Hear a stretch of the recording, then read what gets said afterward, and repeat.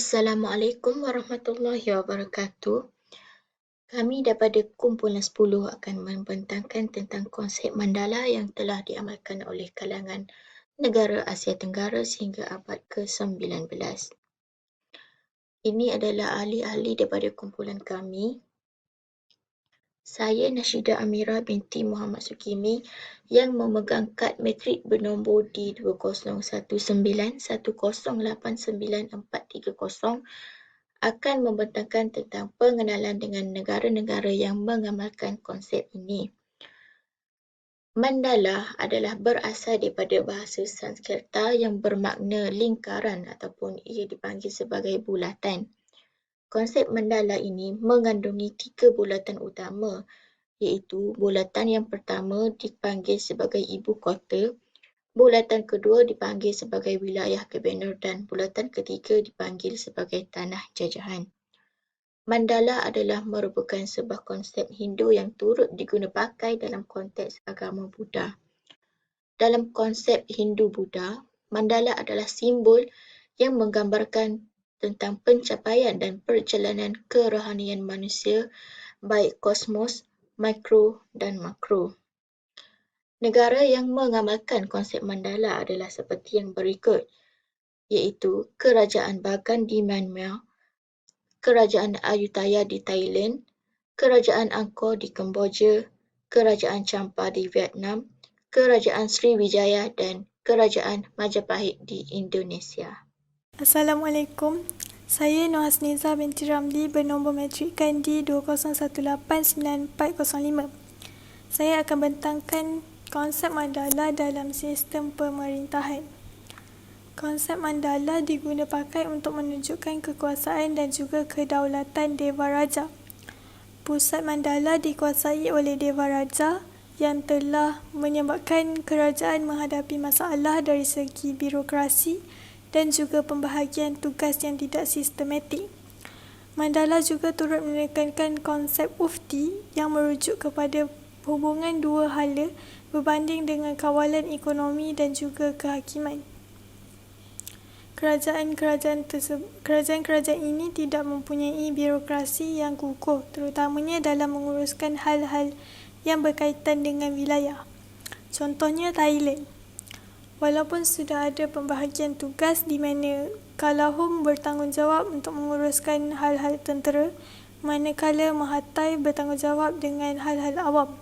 Pembahagian tugas seperti penguasaan wilayah oleh Putera Raja dan juga pembesar tidak jelas dan menyebabkan golongan Putera Raja dan juga golongan pembesar sering bergaduh dalam hubungan pusat dan juga wilayah. Thailand lebih berlandaskan perhubungan penguftian daripada kawalan kewangan dan juga kehakiman. Manakala Kerajaan Sriwijaya mempunyai organisasi yang kukuh dan juga teratur di mana Raja mempunyai kuasa dalam kehakiman, pungutan cukai dan juga menerima berbagai bentuk sumbangan daripada rakyat. Sebagai balasannya, Raja akan menjamin kesejahteraan rakyatnya. Raja juga mengembangkan ajaran agama Buddha bagi mengeratkan hubungan Raja dengan Raja di India dan mentadbir negara dengan adil. Akhir sekali, Raja dapat mengekalkan kedudukannya sebagai Raja yang berdaulat dengan adanya golongan yang diperintah iaitu rakyat yang membayar cukai dan memberi sumbangan tenaga bagi pekerjaan Raja, serta mempertahankan Raja dalam peperangan dan juga tidak menderhaka kepada Raja sebagai balasan kesejahteraan dalam kehidupan. Saya Wani Amira binti Ahmed Tarmizi bernombor matrik D20191089424. Dalam sistem ekonomi, bergantung kepada pertanian dan kuil bagi meneruskan kehidupan. Seterusnya, dengan mentadbir pusat ekonomi bagi menyimpan kekayaan serta modal. Menstabilkan rakyat dan negara dengan menggunakan sistem di mana rakyat perlu menghormati raja dan memberikan layanan yang baik pada raja.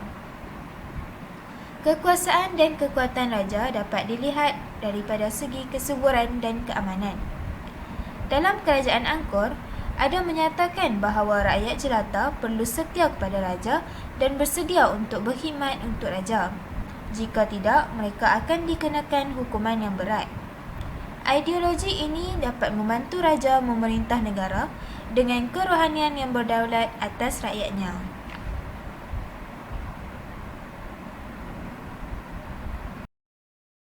Assalamualaikum warahmatullahi wabarakatuh. Nama saya Muhammad Aminuddin Fikri bin Muhammad Zaidi, bernombor matrik D 2019-1089-441. Hari ini saya akan membentangkan mengenai hubung kait konsep mandala dengan Divaraja Kingship.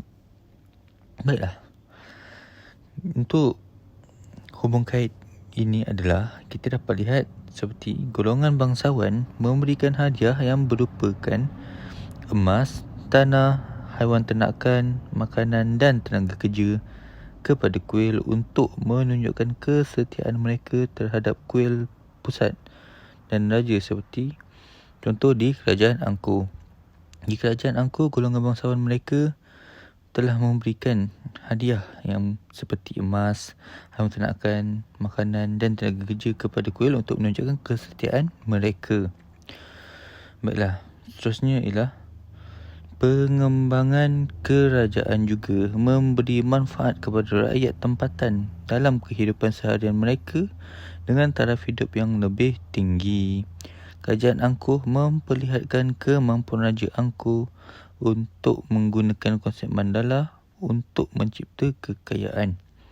Konsep mandala telah memberikan ideologi dan struktur yang menetapkan peranan setiap orang, iaitu contoh sebagai raja atau pengikutnya. Baiklah, sekian sahaja daripada saya. Terima kasih. Nama saya Adlina binti Adnan, nombor matrik D20191089-428. Konsep mandala dalam politik. Mandala adalah model untuk menerangkan corak kekuatan politik. Di Asia Tenggara, mereka menerapkan konsep mandala dalam politik dan menggunakan cara yang hampir sama seperti yang dilakukan di India. Konsep mandala ini menunjukkan betapa kuatnya pengaruh pusat pemerintahan, di mana pemerintahan ditentukan oleh pusat pemerintahan dan bukan batas geografi. Mandala dalam politik mengandungi 3 bulatan sepusat yang mewakili wilayah-wilayah yang menerima darjah penguasaan yang berlainan daripada raja. Bulatan di tengah-tengah, iaitu bulatan merah, ialah ibu kota atau pusat pemerintahan, manakala bulatan kedua, iaitu bulatan kuning, ialah wilayah yang diperintah oleh putera atau pembesar yang dilantik oleh raja. Bulatan yang ketiga pula, iaitu bulatan biru, ialah tanah-tanah jajahan takluk yang terikat kepada kuasa pusat melalui hubungan penguftian. Semakin jauh jarak wilayah-wilayah ini dengan ibu kota, maka semakin kurang penguasaan raja terhadap wilayah tersebut. Oleh itu, di dalam sistem politik mandala, hubungan antara raja atau pemimpin dengan rakyat sangat dititik beratkan. Hubungan ini disebut sebagai hubungan patron-client. Patron ialah seseorang yang memiliki kuasa dan pengaruh, manakala klien ialah orang bawahan atau orang yang diperintah. Pola hubungan patron-client ini adalah saling bergantung antara satu sama lain, di mana patron akan memberikan perlindungan kepada klien dan klien akan membalas dengan menawarkan bantuan atau perkhidmatan yang diperlukan dan kesetiaan kepada patron. Assalamualaikum dan salam sejahtera. Nama saya Nur Aisyah Jannah binti Ismail, memegang kad matrik D20191089-9423. Seterusnya ialah konsep mandala dalam seni bina. Konsep mandala juga turut digunakan dalam seni bina candi di Asia Tenggara. Hal ini kerana mandala merupakan simbol kerohanian dan ritual dalam agama Hindu dan Buddha yang mewakili alam semesta. Konfigurasi mandala digunakan untuk tujuan meditasi dalam ritual dan dianggap sebagai kapal para dewa. Umumnya, ia terdapat dalam gambar ataupun dilukis, tetapi juga boleh dibuat dalam 3 dimensi. Ia terdiri daripada bentuk simetris dan sepusat yang disusun dalam kotak dan bulatan yang disusun dalam kedudukan hierarki para dewa. Dewa utama menduduki pusat mandala. Sebagai contoh, Candi Borobudur di Indonesia.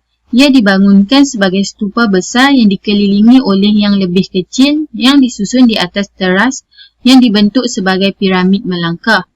Dan apabila dilihat dari atas, ia berbentuk mandala Buddha Tantrik raksasa yang sekaligus mewakili kosmologi Buddha dan sifat fikiran. Reka bentuk Candi Borobudur jelas menunjukkan fungsinya sebagai alat bantu meditasi. Corak candi ini sama persis dengan corak struktur lukisan dari Tibet yang disebut mandala. Lukisan seperti ini biasanya digunakan sebagai alat untuk renungan dan pemujaan. Selain itu, Candi Angkor Wat di Kemboja. Candi ini juga merupakan gambaran fizikal konsep Hindu mandala dan gerbang kuil juga merupakan gerbang simbol mandala.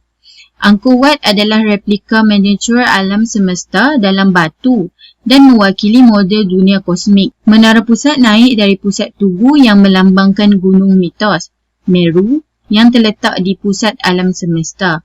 Reka bentuk mandala serupa juga dapat dilihat di Thailand dan Myanmar.